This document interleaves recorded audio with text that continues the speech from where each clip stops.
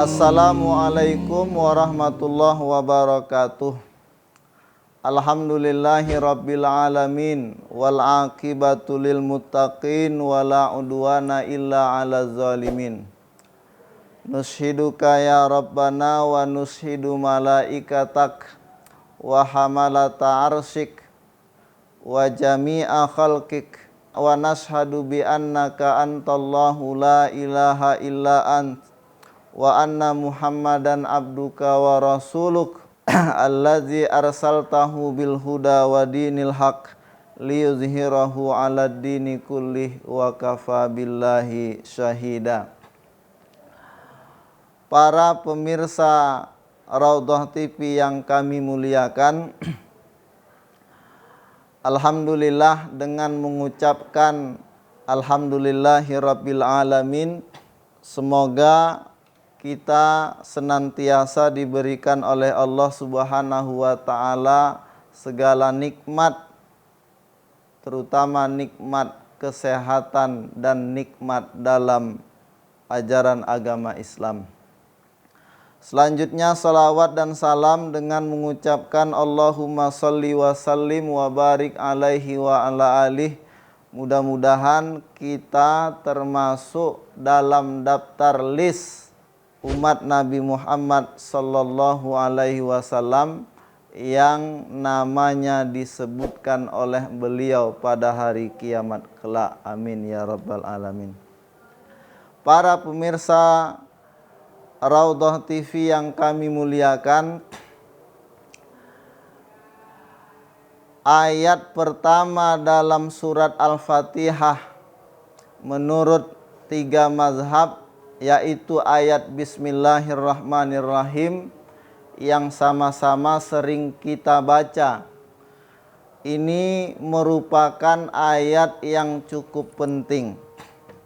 Mengapa merupakan ayat yang cukup penting?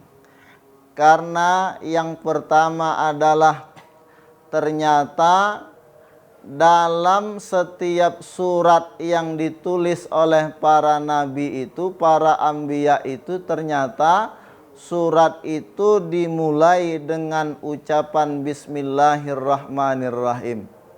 Hal ini kita dapatkan misalnya di dalam Al-Quran ketika Nabi Sulaiman alaihi salam itu mengirim surat kepada seorang ratu di negeri Saba, di mana Nabi Sulaiman alaihi salam kemudian menulis surat itu dengan dimulai dengan ucapan Bismillahirrahmanirrahim.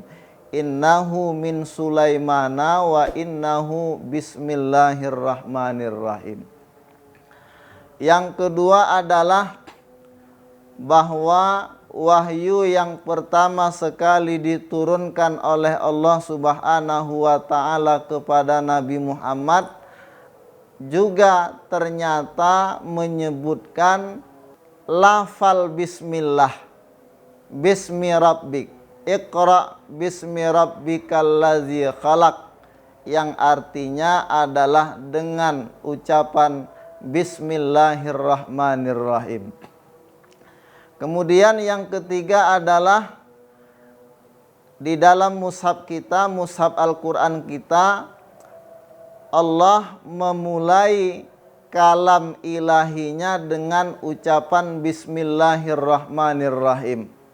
Oleh karena itu, mengucapkan Bismillahirrahmanirrahim merupakan sesuatu yang cukup penting, yang sangat penting, yang sangat bernilai di dalam ajaran Islam.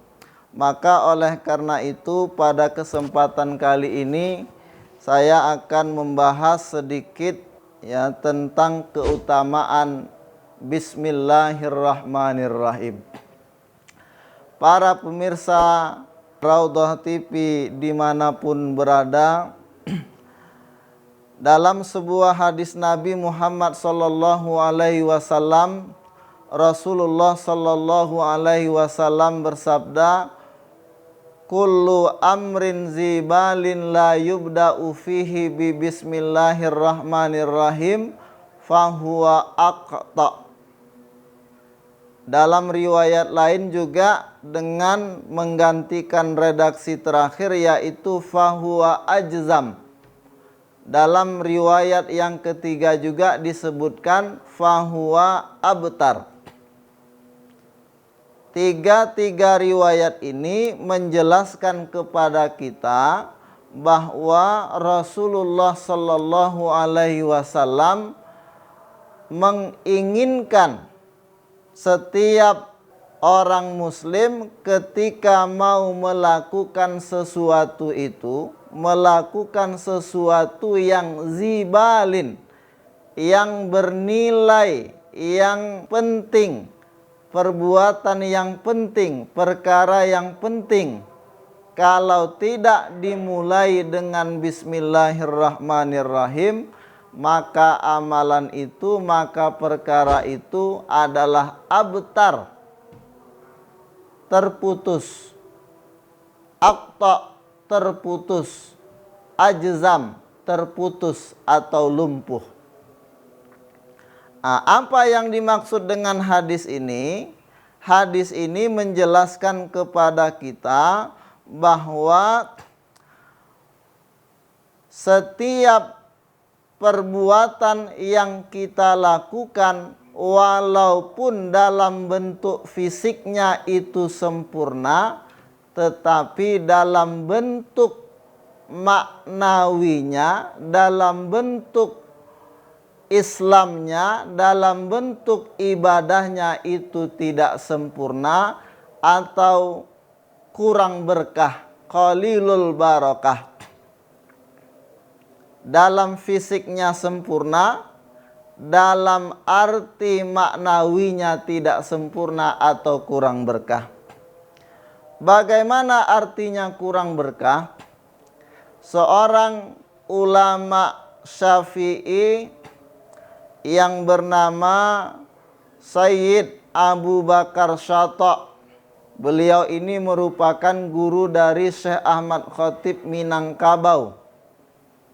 Karangan Sayyid Abu Bakar Syata itu yang berjudul I'anatut Talibin, kitab fikih. Ketika menjelaskan hadis ini, beliau mengatakan setidaknya hukum membaca bismillah ketika mau melakukan sesuatu itu setidaknya ada 5, terikut dengan hukum-hukum taklifiyah yang 5. Bisa jadi membaca bismillah hukumnya wajib, bisa jadi juga menjadi hukumnya sunnah, sunnatul ain atau sunnatul kifayah. Bisa jadi juga makruh, bahkan haram, dan juga bisa jadi mubah. Bagaimana contohnya?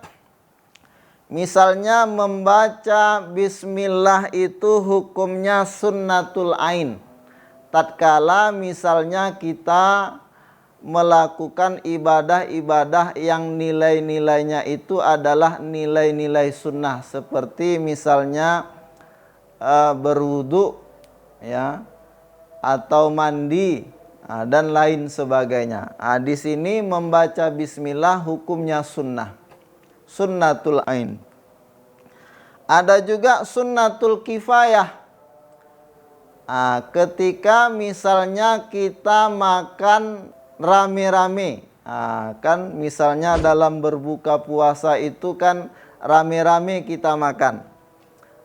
Di sini membaca bismillah itu ternyata cukup 1 orang saja, diwakili oleh kepala keluarga, dan yang lainnya tidak perlu membaca bismillah, karena status membaca bismillah di situ adalah sunnatul kifayah. Dia sunnah, tetapi kalau dilakukan oleh 1 orang, sunnah tersebut juga ikut menyertai yang lainnya. Ada juga membaca al-basmalah itu hukumnya adalah haram tatkala kita melakukan perbuatan yang haram. Tentunya misalnya na'udzubillah ya, misalnya mencuri, supaya mencuri kita mendapat berkah, kita membaca bismillah sebelum mencuri, atau berzina dan lain sebagainya. Ini salah ya. Bahkan membaca bismillah dalam hal ini adalah haram.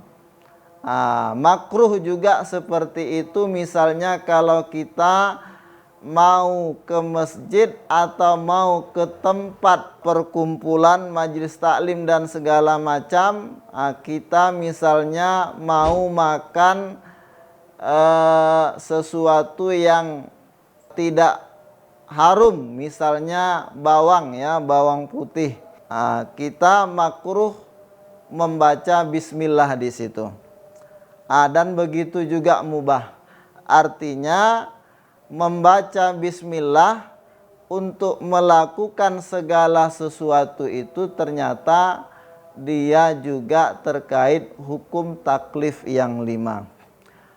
Para pemirsa Raudhah TV yang kami muliakan, bagaimana bentuk tidak berkahnya sebuah amalan itu yang tidak dimulai dengan bismillah?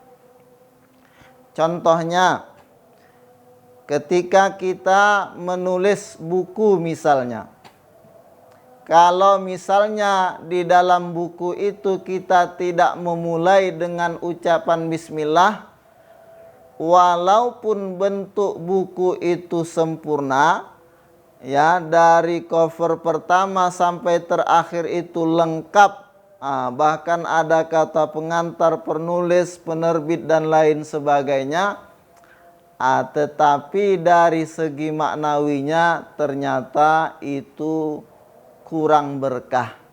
Kurang berkah dalam arti adalah bahwa buku yang diterbitkan ini, yang dituliskan ini tidak dapat memberikan manfaat secara luas kepada masyarakat.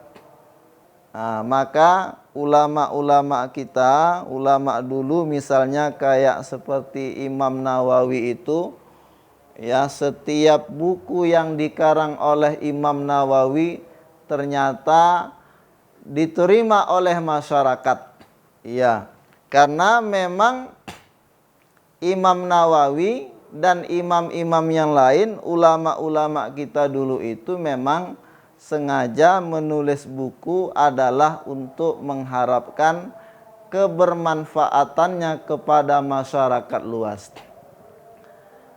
Dan ini mungkin perlu kita contoh ketika kita misalnya mau menulis sebuah buku. Contoh yang lain yang tidak berkah juga seperti misalnya kita mau makan, dengan tidak mengucapkan bismillah terlebih dahulu, bagaimana bentuk tidak berkahnya? Boleh jadi ketika kita makan, perut kita kenyang, fisik kita misalnya kenyang, tetapi dari segi maknawi mungkin ada kekurangan. Mungkin disitulah letaknya kesehatan itu. Ya, ketika Rasul mengatakan setiap perbuatan yang tidak dimulai dengan bismillah termasuk makan, maka perbuatan itu sedikit berkah, terputus. Artinya memang boleh jadi ya penyakit itu datang walaupun ya makanan yang kita makan itu memang dari segi fisik itu mengenyangkan, tetapi dari segi kesehatan itu boleh jadi membahayakan.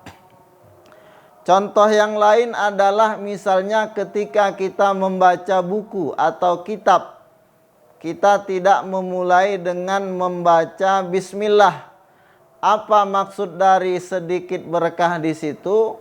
Boleh jadi ketika kita membaca sebuah buku dan kita tidak membaca bismillah, kurang bermanfaat bacaan kita. Artinya sudah sekali, 2 kali kita ulang, 3, 4 kali dan segala macam, ternyata tidak masuk-masuk. Boleh jadi disitulah letak keberkahan itu. Dengan kita memulai membaca bismillah sebelum membaca kitab, Allah meletakkan keberkahan melalui memberikan pemahaman, membuka pemahaman kepada orang pembaca tersebut, sehingga dengan sekali bacaan saja insya Allah dia akan memahami isi yang dibacanya dari buku tersebut. Para pemirsa TV Raudhah yang kami muliakan, mungkin sampai di sinilah yang bisa saya sampaikan terkait masalah keutamaan membaca bismillah. Artinya kesimpulan yang ingin saya sampaikan adalah bahwa setiap yang akan kita lakukan semestinya lah kita memulainya dengan mengucapkan bismillah. Karena apa? Karena kita mengikuti tradisi para nabi, yaitu mereka memulai dengan bismillah. Kemudian kita mengikuti Al-Quran juga, karena di dalam mushaf Al-Quran Allah memulai Al-Quran kalam ilahinya dengan bismillahirrahmanirrahim. Dan kita mengikuti wahyu juga, karena surat yang pertama kali turun adalah surat Al-Alaq ayat 1 sampai ayat 5, di mana ayat pertamanya adalah dengan mengucapkan Iqra bismi rabbikal ladzi khalaq, yang artinya adalah membaca bismillahirrahmanirrahim. Mudah-mudahan apa yang disampaikan menjadi pencerahan kepada kita. Wabillahi taufik wal hidayah. Assalamualaikum warahmatullahi wabarakatuh. Mm-hmm.